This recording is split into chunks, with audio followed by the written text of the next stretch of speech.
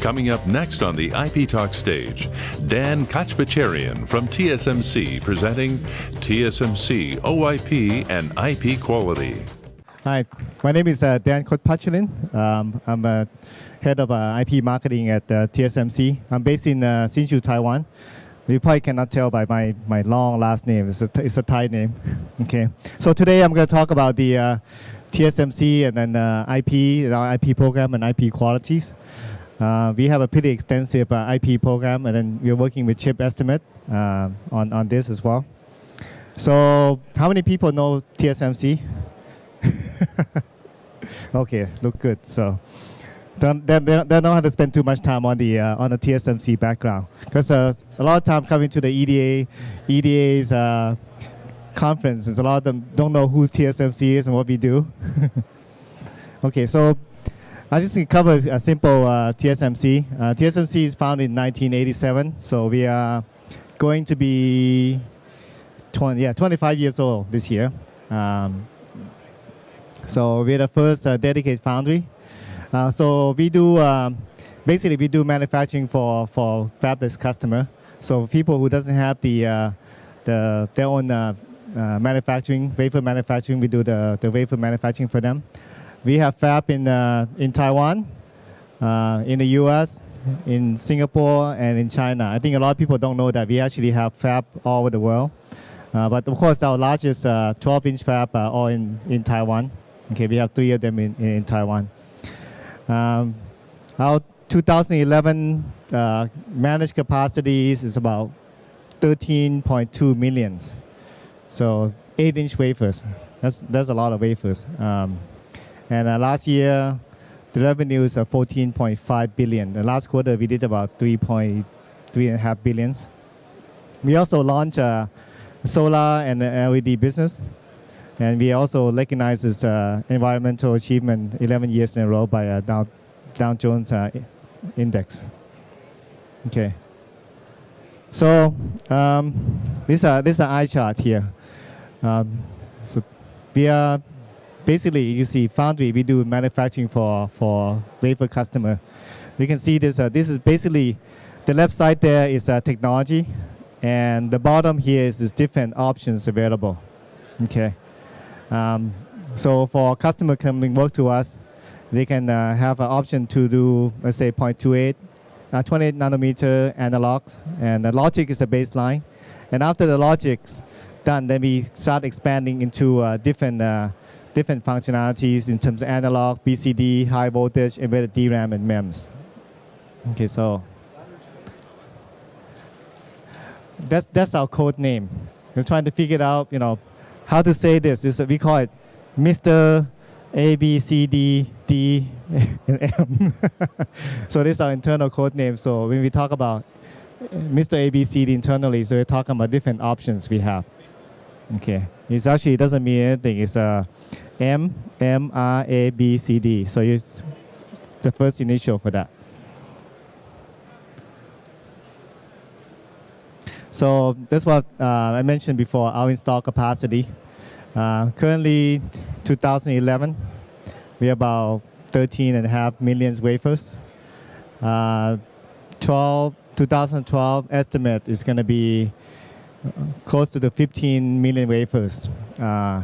And majority of the wafers expansion is going to be in 40 nanometer and 28 nanometer. And our current in production is 28. This is the latest is 28 nanometer. You probably hear that in the news a lot, and we have a lot of customers going to 28. So we're spending $8 billion this year expanding the capacity. Okay. So today in IPs, I think most of you are probably very familiar with the evolution or revolution in terms of the product. You can see that there's more and more functionalities, more and more requirements from the customer, and you can see a lot of these. You can TV, phones, and the future PC. If you look at it, they are pretty much converging. Okay, and a lot of a customer, they need to be able to cover all these things very quickly. and also the time to market is quite important. So they need to figure out how to add the function and also tape out very quickly. It is in the past, you look at the IDM or the fabless, they can do all the IP themselves. They can do all this adding functionality. But what I'm seeing is that a lot of customers, even the tier one, what we consider the tier one, the people very, very early now using external party IP vendors. I think Kurt mentioned earlier, he see a lot more business, right? So I also see the same thing. And in the past, the customer that I would say they do everything themselves now come to our third-party partner. They want to do one IP, want to outsource the IP, so they can spend more time doing the value-added stuff. So for TSMC, how do we manage this? We have a program, IP Alliance program, EDA Alliance program, and design service program to try to encourage and also get all the ecosystem ready for our customer. Okay, this on the IP side, our partner is okay. We have 41 IP Alliance partners today. Okay, for both the hardened IP, I mean the IP that is require physical implementations like SerDes, USB, and soft IP is CPU core, GPU core, codec. So, but and DSP. So we have 41 partners in IP Alliance program, but we actually work with a lot more. Okay, in terms of trying to get them into the program, and also trying to look for new innovation in the IP ecosystem out there. So this I keep track of the list of all the IP. If you go on ChipEstimate.com and type TSMC, you see about 3,000-4,000 TSMC IP on there. This is all from our ecosystem partner. We keep track of the from analog IP, embedded memory foundations. 28 is the biggest one right now. There's mostly pretty quick growth. If you look, I showed the same chart last year. The 28 was only a few. Now pretty big. Okay. But the biggest headache, what we see is the quality. Okay, that's where I spend most of my time is quality. You see, Dan, how come you don't add any more IP vendor? There's a lot of IP vendors out there. How come there's only 41 partners on there? The number one important thing for TSMC is the qualities. Okay, so we look at there's a lot of people can design SerDes, a lot of people can design PLL and so on, but doesn't mean that when you go productions, it'll be good.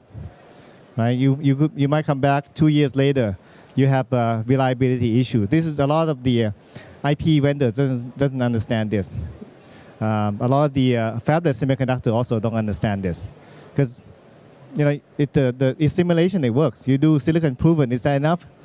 A lot of times, is that actually not enough, because you have 2 years later, you have some reliability issue that could pops up later. So this my team. My team total is about 50 people, and majority of that time is spending on the quality side. We have a 30 people technical support team. They're working with IP partners to train them, to teach them how to do the not design, because I think they know better than we do, but to understand the reliability, to understand the process advance. I mean, you look at the 40 and going to 28, it's not so easy anymore. Even for fabless customer, it's very, very difficult for them to do the design correctly. If for a 10 people company, a 20 people company, IP company, it's not simple for them to understand all the implications. Yeah. You can hear? Oh, okay. Okay. You can hear me. Okay. So we create this open innovation platform program, but basically we work with the slide doesn't quite show. We build a platform so we can work with the IP partners and EDA tools to get the their IP qualified. I'm going to go over a little bit more details in the later slides. Okay. So basically, when a customer uses it, hopefully they can go to tape out, go to production quickly. Okay. So the program is introduced in 2000. Kurt is there. He was the originator of the program. Okay. So basically, it's a basic three program: the libraries, the memory, and the IPs. Okay. For every IP partner we work with, they have to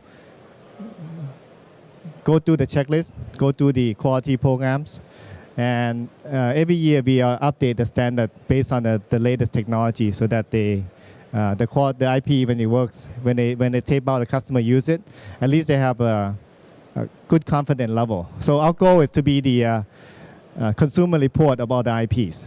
Okay, so when the customer go in, they can go see through the checklist what TSMC have done, or what the IP partner have done, what TSMC gone through the checklist, to make sure that when they tape out, it's quite confident that there will be no issues.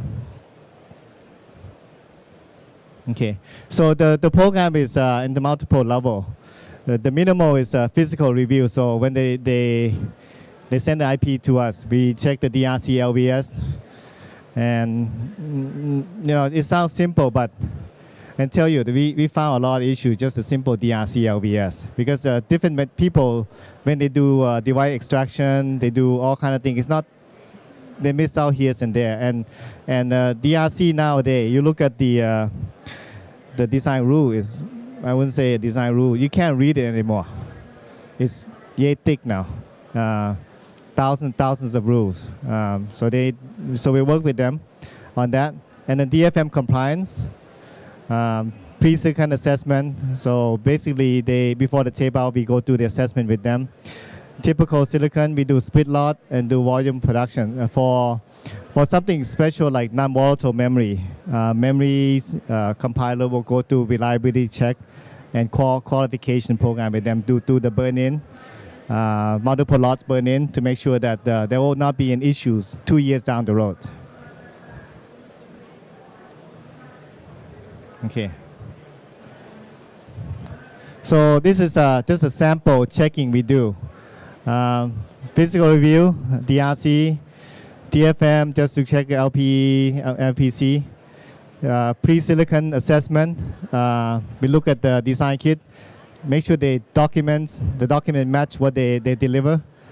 Their characterization corners match what they deliver. They say. The bit cell, make sure the bit cell they use the right bit cell. And then we do typical silicon assessment, split lot, and volume production. This all done by the partner themselves. But we do go through the checklist with them, and we have our technical team that go work with the partner. If there's issues they don't understand, we can actually go help them to do their design assessment. Okay, and this is fake data, but you can see from one of our partner, you can go online on TSMC online, and you can see for each type of IP what document they use, what version, what latest spice model, what they have done, and you click down there, you see all the detailed checklists, what they have checked, and what have TSMC have checked, what have passed, and so on. So this is basically you see the actual number, okay? And this is online. And then the spice model and design rule, because each customer may have different spice model and design rule, they can go take a look at what they're using. If there's a fail, we will actually write down there's a failures in there. So why are we so anal on this thing? You see the next page. I have a statistic what we've been tracking. Okay. Active IP in our IP Alliance program about 4,601, and IP that gone to TSMC 9,000 is 5,963 IPs. It's bigger than the active because some of them gone sunset, some of them didn't pass, some of them it just obsolete already. And on average, we review about 150 to 250 IP, new IP every month. So that's why we have a team of about 30 people just to go through this, working with the partners. And out of that, there's 1,009 IP that have issues. Okay, it may not be failures, but could be documentation issue. Could be they say that they characterized this corner they didn't, or there could be some methodology that they use that questionable. Okay, but the bottom one, I mean, you look at it. There's 355 IP that could potentially be fatal, or actually fatal if you tape out. Okay, so you could be the lucky one. I mean, these fatal could be reliability issues, or something that they claim that they have done, but maybe in issues. And we actually kick back out and have to go through this whole program. So when the customer work with us, we encourage them to go look at the TSMC online to make sure the IP have gone through the checklist. Because 28 is borderlines already. 20 is going to get very, very difficult with the double patterning, different way of doing extractions, different way of doing design methodologies is quite getting more and more difficult. And on top of that, it's not just we doing a check. If there's an actual failure, if the customer report failure in the field, our system will automatically gate the tape out. So if you tape out to customer tape out to TSMC, our system will scan it. If they use the wrong version of IP, in our system could have 1.2, and they tape out with 1.1, and we know the 1.1 had an issue. It will automatically gate and stop the mask making, so you don't have to spend millions on a mask and replace them. Okay, so we'll kick back and then ask them to double check the IP they use.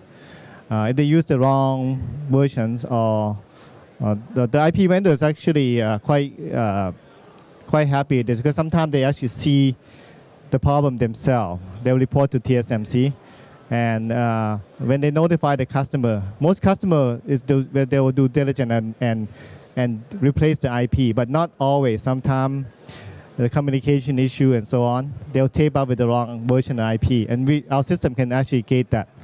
And we can track all the and the IPs that in the design. We can track all the usage. We do tape out consistency check and online. And this data on the number of wafers, we put it up on our website as well, so customer can look at, okay, this IP have gone through 50 tape out, 2,000 wafer, and so on. They can see that and make it more confident.